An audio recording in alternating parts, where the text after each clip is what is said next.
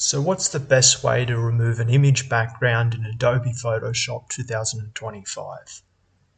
G'day guys, it's Apple Master here today, and today I'm going to give you the best way in 2025 how to remove the background of an image, of a subject in an image.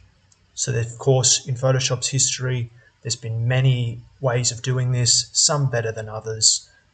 But in this video, I'm going to show you in 2025 the current best method that yields the best results. So starting off, guys, what you're going to want to do is, of course, open up your image and then ensure that the layer is unlocked. So come down to here where it says lock and click unlock. Now, once you've unlocked, you're going to go to select and mask. So you see you've got the option here, or you can go select and mask. And then here it'll put a mask over the top of your image. It'll create a mask. And then from here you're going to want to click select subject. Now Photoshop will automatically identify the subject and make a perfect cutout, close to perfect. Not perfect, but very close. And so once you've got this cutout now, you want to zoom in and you want to make your adjustments and refinements.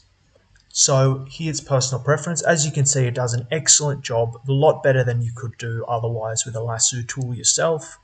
So as you can see here, the hair, it's done a great job. Of course, if you want to keep, it comes down to personal preference here. If you want to keep the some little wispy bits in the hair, or you want to add or remove parts, you have the option to. So in the image, as you can see, there's a plus and a minus sign up in the top left-hand corner. Minus removes part of the selection and plus adds part from the actual image that may not have been picked up. So, for example, here, if I want to remove part of the hair, I would press minus. In this case, I'm going to press plus and just ensure that all of this page here has been identified. So I'm just clicking and dragging over that little bit at the end of the page there. And for the most part, I've got 99% of it. I just got that last little touch up. And the hair, here you have the option to refine hair. You can click that button there, and as you can see here, it identifies the little wispy bits of hair and it makes them visible. Although this is personal preference, like in my case, you can see the wispy bits of hair there, but I don't really want them for my case. I'd rather without that. I think it'd look better, but if you want them, you can add that. And then once you do that, come along and press the plus key.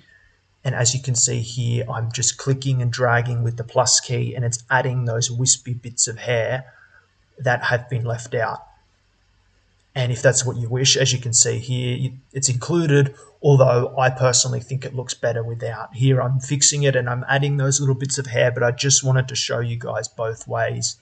And I suggest doing it and then comparing it with the original, seeing which one you like better. If you want those small details added, by all means. If not, I think personally it's fine doing it the first way. As you can see here, reversed, I think this is what I'm after. And so once you're essentially happy with your selection, you want to come over to the right-hand side here and you can just press OK. Now what this will do is we'll create an outline for you and you can drag this around, do what you like with it. Or you can come over to the right-hand side, going back a step.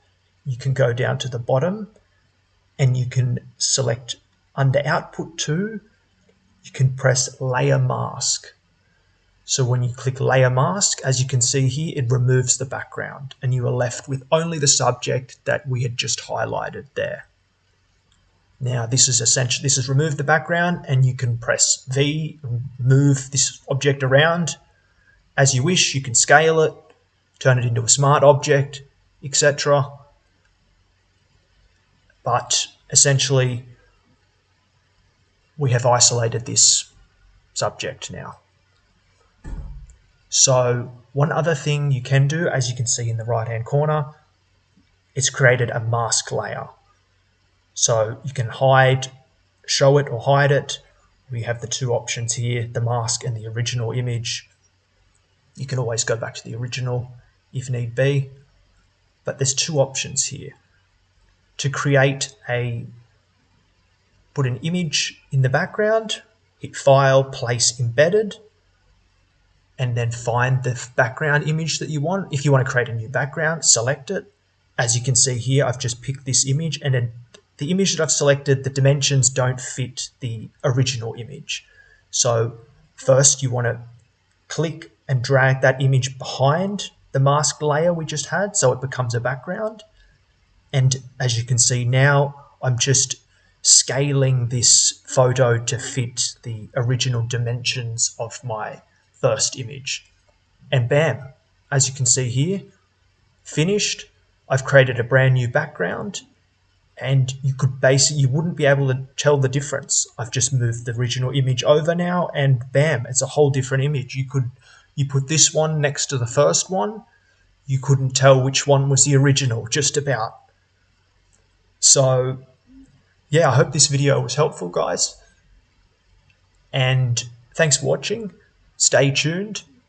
I have a complete beginner's guide to Photoshop coming soon. Thanks, guys.